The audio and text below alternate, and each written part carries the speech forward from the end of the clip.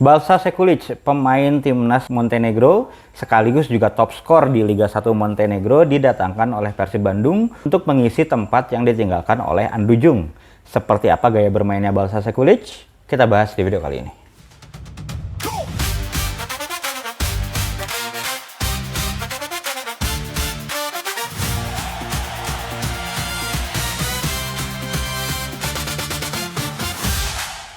Lagi-lagi Persib mendatangkan top skor sebuah liga nih. Kalau musim kemarin Persib mendatangkan Ramon Tanki, top skor Liga Kamboja. Di musim ini Persib mendatangkan Balsa Sekulic, pemain yang menjadi top skor di Liga 1 Montenegro. Di video kali ini akan kita bahas tentang Balsa Sekulic, tapi disclaimer dulu ya, memang dibandingkan dengan pemain-pemain baru yang lainnya, jujur aja untuk Balsa Sekulic ini paling terbatas nih data yang bisa saya ambil gitu ya, termasuk juga video-video pertandingannya gitu ya. Tapi tetap sesuai ciri khas dari channel ini, akan kita bahas Balsa Sekulic tetap dengan data dan juga video-video pertandingan gitu ya, dengan sumber-sumber yang bisa saya dapatkan. Jadi buat teman-teman yang suka dengan konten-konten analisa by data, boleh di subscribe channel ini agar channel ini semakin berkembang. Terima kasih. Kita mulai bahas Balsa Sekulic. Oke. Kalau kita melihat postur tubuhnya gitu ya, memang ideal nih Balsa Sekulic ini. Tingginya 188 cm dan umurnya pun masih 28 tahun gitu ya, masih di masa-masa produktifnya lah, masa-masa keemasannya pemain bola lah gitu ya. Dan memang yang langsung kepikir oleh kita adalah, oh ini tipikalnya yang menggunakan fisiknya sebagai target man gitu ya. Dan kalau saya lihat video pertandingannya kurang lebih memang seperti itu, tapi yang menarik dari Balsa Sekulic adalah dia bukan target man yang cuma statis di depan nih gitu.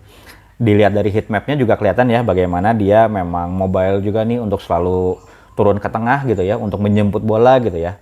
Yang rata-rata itu digunakan sebagai link up play-nya dia untuk bisa berkombinasi dengan pemain lain gitu ya. Sekaligus juga dengan dia sering turun ke tengah itu juga adalah menarik back tengah lawan gitu ya, yang melakukan marking terhadap dia, sehingga ada area yang ditinggalkan oleh back tersebut di belakang, dan itu bisa dieksploitasi oleh winger-winger cepatnya Persib nantinya gitu. Nah, yang menarik gitu ya, memang kalau saya lihat di sini saya tuliskan kekurangan dari Balsa Sekulic adalah dari sisi physical duelnya. Loh, kenapa? Kan padahal dia badannya cukup besar, cukup tinggi gitu ya, kok physical duelnya saya masukkan di weakness, nanti kita bahas lebih detail. Oke, pertama kita bahas dulu dari sisi strength-nya sebagai pemain nomor 9, sebagai seorang striker gitu ya. Pasti yang akan kita lihat pertama kali adalah kemampuan finishingnya dia. Dan kalau saya lihat dari beberapa video, memang Balsa Sekulic ini adalah tipikal predator lah ya. Nggak terlalu banyak gaya, teknik-teknik yang gimana gitu ya, tapi dia efektif aja. Dia dengan kakinya di dalam kotak penalti mencari posisi, dan ketika mendapatkan bola, dia tahu caranya menyelesaikan peluang gitu ya. Igor Tolic juga bilang di salah satu interview dengan media gitu ya, bagaimana dia melihat Balsa Sekulic sebagai pemain yang bisa melakukan sesuatu yang ajaib lah gitu ya. Jadi ketika di kotak penalti yang asalnya seolah-olah tidak ada peluang yang berbahaya, bisa tiba-tiba menjadi gol dengan kemampuan dari Sekulic gitu ya. Yang kedua yang saya lihat keunggulan dari Balsa Sekulic adalah kemampuan dia untuk melakukan anchoring atau hold up play gitu ya, dan juga link up play. Pertama yaitu tadi kita lihat dari heat mapnya gitu ya, bagaimana area geraknya Balsa Sekulic ini cukup luas juga nih di musim kemarin gitu ya, bagaimana dia sering turun ke tengah, tengahnya itu bisa ke lini tengah di bagian tengah gitu ya, atau di kiri ataupun di kanan. Intinya dia selalu menjadi opsi, dia selalu memberikan opsi kepada pemain tengah maupun pemain belakang untuk bisa menjadi opsi umpannya. Nanti ketika bola ada di dia tahan dulu sebentar, lalu dia alirkan lagi gitu. Dan itu termasuk salah satu keunggulannya Balsa Sekulic gitu. Dia bisa membaca permainan tim sendiri gitu ya, pemainnya ada di mana, pergerakannya kemana, dan dia bisa melakukan simple play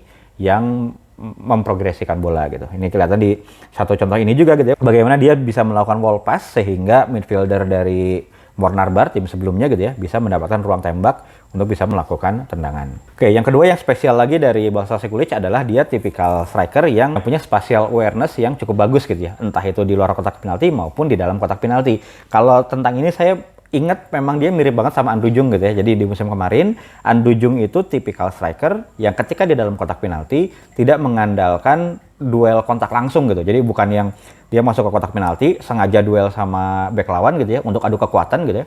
Tapi kalau Andujung lebih tipikal striker yang dia mencoba melepaskan diri dari pemain yang melakukan marking terhadap dia gitu ya. Entah dia dengan masuk ke kotak penaltinya itu sengaja emang belakangan gitu ya, jadi late arrival to the box gitu ya. Jadi dia lihat dulu ketika bola belum mau dilepaskan, dia belum masuk nih ke kotak penalti. Tapi ketika bola saat akan dilepaskan, dia masuk ke kotak penalti ke area yang memang tidak ada penjagaan gitu ya. Ini juga yang terlihat di Barca Sekulic, terlihat di video kali ini di mana dia melakukan late arrival to the box gitu ya. Jadi ketika teman lainnya udah ada yang masuk ke kotak penalti gitu ya, dia masih ada di luar kotak penalti, dia lihat dulu, dia mencoba membaca kira-kira bola akan diberikan kemana gitu ya. Dan ketika dia melihat ada ruang kosong di kotak penalti, dia sengaja nih, dia tahu ketika yang lainnya semuanya langsung mendekat ke gawang, dia melambatkan larinya, bahkan dia berhenti gitu ya, karena dia melihat area tersebut kosong tanpa penjagaan, dan otomatis itu bisa menjadi opsi umpan dari temannya gitu ya. Dan itu yang dilakukan, dan terciptalah gol dari Barca Sekulic. Jadi dia tipikal target man-nya tuh seperti itu gitu. Jadi memang mirip banget Andujung kalau saya lihat gitu ya. Berbeda dengan Ramon Tanki. Kalau Ramon Tanki kan memang pemain yang mengandalkan kekuatannya gitu. Jadi ketika udah ada di kotak penalti itu, dia langsung masuk ke kotak penalti, adu kekuatan aja sama bek lawan gitu. Dan Ramon Tanki memiliki kekuatan yang luar biasa sehingga dia pede dengan itu gitu ya. Nah kalau Barca Sekulic, walaupun itu tadi, walaupun badannya tinggi gitu ya, tapi kalau saya lihat memang secara strength-nya saya nggak tahu sih ya, bukan saya bilang lemah juga ya, tapi mungkin itu tidak menjadi senjata dia. Senjata dia adalah lebih ke dia bisa melihat ada ruang kosong di kotak penalti yang bisa dia eksploitasi gitu. Selain itu tidak hanya ruang di dalam kotak penalti gitu ya, dia juga cukup baik gitu ya ketika misalkan ada ruang di belakang lini lawan gitu ya, dan dia harus melakukan sprint pendek gitu, dia cukup bagus juga gitu ya.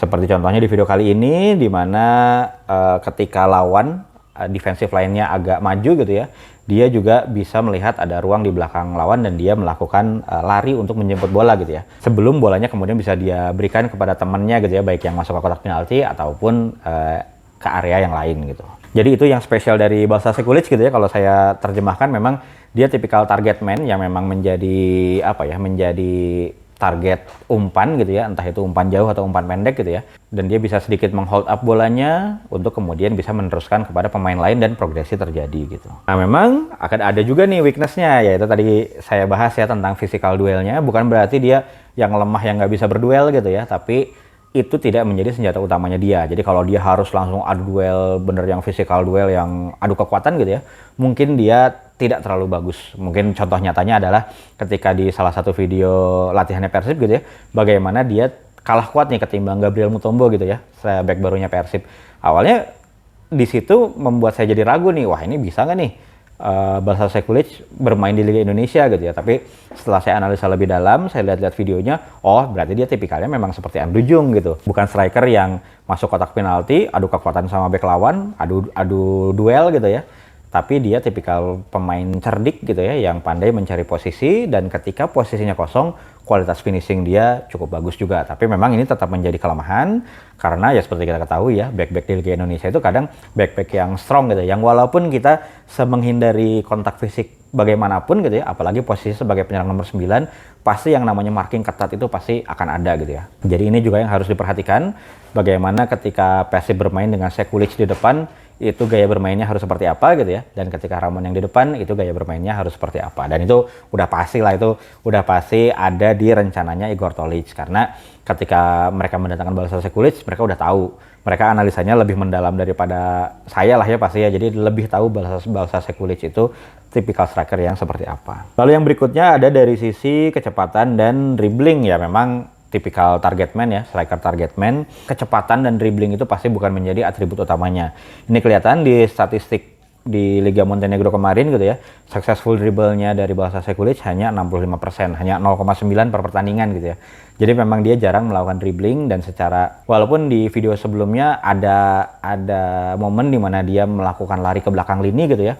Tapi kalau sprint pendek mungkin masih bisa, tapi dia bukan tipikal pemain yang katakanlah Persib melakukan serangan balik gitu ya, bola ada di Sekulic masih di tengah lapangan, terus dia melakukan penetrasi, melakukan dribble dari tengah, itu mungkin bukan tipikal dari Sekulic gitu ya.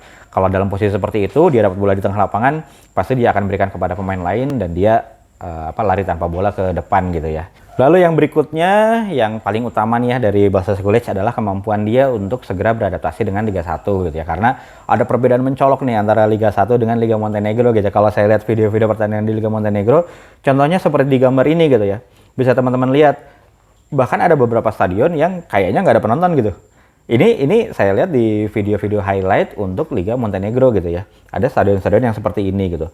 Kalaupun ada penontonnya yang nggak terlalu banyak juga gitu ya. Berbeda dengan atmosfer di Liga 1 gitu ya. Bagaimana suasana stadion itu pasti akan jauh berbeda. Nah, mudah-mudahan sih buat Balsa Sekulic gitu ya, ini menjadi sesuatu yang memotivasi dia, bukan menjadi bukan menjadi beban, bukan menjadi tekanan buat dia gitu ya. Apalagi di Liga Indonesia sini gitu ya, ketika misalkan kita bermain terus nggak perform sedikit aja, wah itu langsung yang namanya kritikan itu pasti akan langsung tajam. Nah, ini bagaimana Balsa Sekulic harus bisa menghandle tekanan-tekanan non teknis yang seperti ini gitu ya. Ya itu tadi, apalagi di masa adaptasi itu mungkin gitu ya, dia nggak akan langsung nyetel dengan permainan Persib juga. Ya kalau bisa langsung nyetak gol sih syukur gitu ya.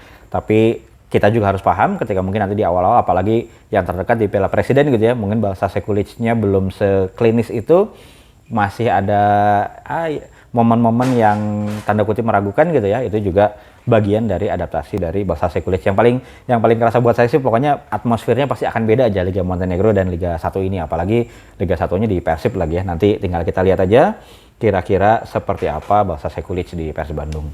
Oke, lalu tadi strength-nya udah, weakness-nya udah, lalu untuk Persibnya sendiri seperti apa gitu ya. Yang pertama yang saya lihat, Balsa Sekulic memang akan bisa menjadi reliable focal point atau menjadi ya target man gitu ya, atau menjadi muara akhir serangannya dari Persib Bandung. Karena apa? Karena itu tadi ya, secara finishing dia itu saya lihat pemain yang bisa diandalkan gitu ya. Dia juga bisa memberikan kontribusi tidak hanya dari golnya gitu ya, tapi juga dari bagaimana dia membuka space untuk temannya gitu ya. Dia juga bisa melakukan kombinasi umpan dengan winger ataupun midfielder gitu ya, sehingga mungkin dianya kekunci sama bek lawan, tapi pemain lainnya punya space untuk bisa dieksploitasi gitu. Itu juga kelihatan di musim kemarin bagaimana dia top skor gitu ya dengan 15 gol, tapi jumlah asisnya juga nggak sedikit, ada 6 asis nih kalau dari catatannya SofaScore gitu ya. Jadi itu menandakan bahwa dia bukan cuman striker yang nunggu di kotak penalti, pokoknya saya menyelesaikan serangan gitu ya. Tapi dia juga tahu dia bisa membaca permainan tim secara keseluruhan gitu ya, dan bisa menciptakan asisnya. Dan kelihatan juga nih kalau kita lihat daftar top skor yang Mornarbar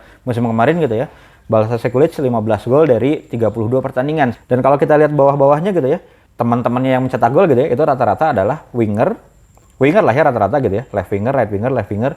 Itu juga, nah itu bisa kelihatan Mornarbar memang gaya bermainnya kemarin tidak hanya mengandalkan serangan itu selalu tertuju kepada striker aja, kepada Balsa Sekulic aja gitu. Ada juga di mana si serangan itu muara akhirnya diselesaikan oleh winger-wingernya gitu. Nah, ini udah jadi gambaran buat kita gitu ya, dengan nanti ketika Balsa Sekulic yang bermain sebagai striker, potensi gol itu diciptakan oleh winger juga tinggi gitu ya. Ada Peralta, ada Menalo, ada Beckham, ada Berginho gitu ya.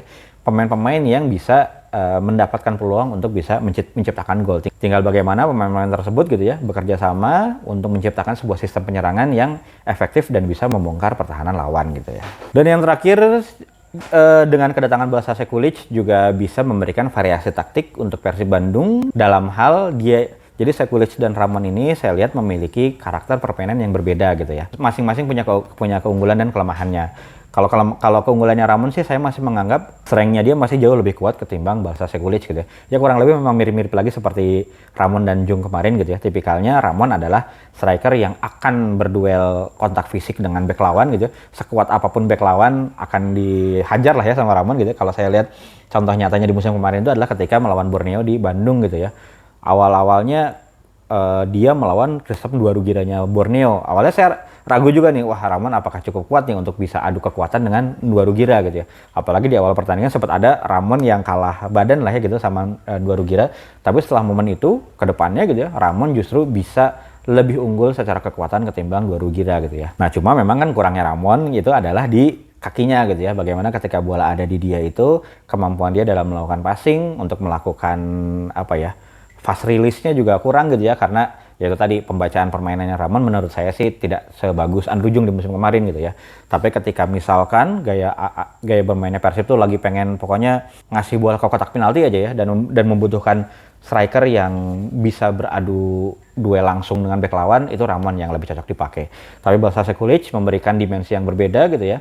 Dia tidak menggunakan kekuatannya, tapi dia menggunakan positioningnya, dia menggunakan pergerakannya gitu ya, dia menggunakan kombinasi umpannya, dan dia dengan kakinya juga cukup bagus gitu ya dalam menahan bola, dalam mendistribusikan bola gitu ya, sehingga itu bisa memberikan variasi taktik kepada Persib Bandung. Ketika lagi pengen main yang seperti ini bisa pakai Ramon, ketika bisa main pakai yang seperti ini bisa pakai Sekulic. Mungkin memang dampaknya akan sama seperti musim kemarin, di mana secara menit bermain akan dibagi rata nih antara Sekulic dan juga Ramon Tanki gitu ya, atau nanti mungkin ada juga kedatangan striker yang baru ya, karena Persib bilang bursa transfernya belum selesai. Nah ini juga harus jadi catatannya para bobotoh nih, kalaupun nanti ternyata gitu ya striker Persib lagi-lagi nggak ada di jajaran top skor, harus kita lihat juga nanti dari sisi menit bermain gitu ya, karena itu juga akan sangat berpengaruh terhadap jumlah golnya dari Persib gitu ya. Jadi tapi pada intinya kedatangan Balsa Sekulic ini yang secara archetype berbeda dengan Ramon Tanki memberikan lagi-lagi variasi taktik untuk Persib Bandung, untuk Igor Tolić gitu ya. Kurang lebih seperti itu analisa untuk Balsa Sekulic. Memang nggak banyak data yang bisa saya tampilkan gitu ya, tapi setidaknya ada data dan ada momen-momen video nih yang bisa saya ambil untuk bisa sedikit memberikan gambaran kepada teman-teman kira-kira Balsa Sekulic itu pemain yang seperti apa. Jadi kenapa sih kita perlu tahu gaya bermain setiap pemain gitu ya, yaitu tadi, jadi agar kita itu bisa memberikan judgement kepada pemain itu secara proporsional, secara adil lah gitu ya. Ya tadi ketika misalkan kita melihat, wah Balsa Sekulic kok dia sprintnya lambat gitu ya. Ya karena memang bukan itu yang ditawarkan oleh Balsa Sekulic gitu ya. Tapi yang dia tawarkan adalah bagaimana dia seorang striker, target man yang bisa melakukan hold up play, link up play gitu ya dengan baik, dan itu bisa membuat sistem penyerangannya Persib berjalan dengan lebih lancar gitu ya dalam rangka membongkar pertahanan lawan gitu. Nah itu juga ada hubungannya nanti ketika menghadapi lawan yang low block gitu ya. Nah lawan yang low blocknya itu mau dibongkar dengan cara apa? Apakah dengan melakukan spam crossing gitu ya ke kotak penalti dan si strikernya harus bisa berani duel, itu mungkin lebih cocok Ramon. Tapi kalau misalkan nih low block itu mau dibongkar dengan cara struktur pertahanan itu mau dibongkar gitu, ya itu mungkin lebih cocok akan dimainkan Sekulic, karena Sekulic lebih fluid, pergerakannya lebih mobile ketimbang Ramon Tanki. Dan ketika dia drop ke tengah pun potensi bolanya bisa mengalir gitu ya dengan kombinasi umpan dengan strikernya, dengan wall pass, dengan third man running, itunya juga bisa berjalan lebih baik mungkin dengan adanya Sekulic gitu ya. Jadi kita tunggu aja Persib di musim depan seperti apa. Kira-kira masih perlu dinanti juga nih ya, apakah Persib di musim depan itu akan ada yang namanya striker utama dan striker cadangan, atau seperti musim kemarin bagaimana si strikernya itu bermain secara bergantian tergantung kebutuhan taktik yang dibutuhkan oleh Igor Tolić gitu ya. Jadi kita tunggu aja, terdekat ada Piala Presiden gitu ya. Kita lihat gaya bermainnya Sekulic apakah kurang lebih sama seperti apa yang analisa, atau bisa jadi berbeda juga gitu ya, karena itu tadi untuk Balsa Sekulic data dan videonya sangat terbatas yang bisa saya dapatkan. Oke, itu aja untuk video analisa kali ini. Terima kasih yang sudah nonton sampai akhir. Gimana kira-kira menurut teman-teman tentang Balsa Sekulic? Boleh drop di kolom komentar, kita diskusi. Oke, itu aja, terima kasih.